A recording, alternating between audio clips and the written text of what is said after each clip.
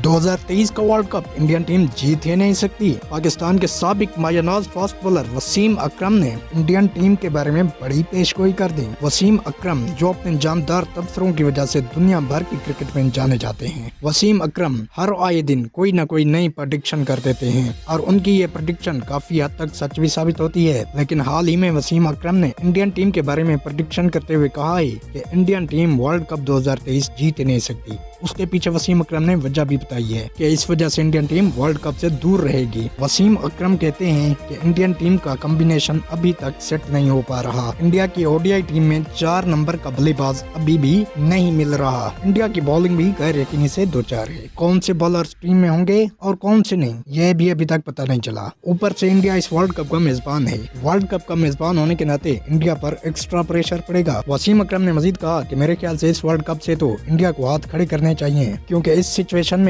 ये world cup India कभी भी जीतने वाला नहीं है। हाँ, अगर इंडिया का कॉम्बिनेशन ठीक हो जाता है तो फिर ही कुछ हो सकता है। इंडिया को ये वर्ल्ड कप जितवाने में मोहम्मद शमी और बुमराह अहम किरदार अदा कर सकते हैं। तो फ्रेंड्स, ये है कि ना पाकिस्तान के साबिक फास्ट बॉलर वसीम अकरम का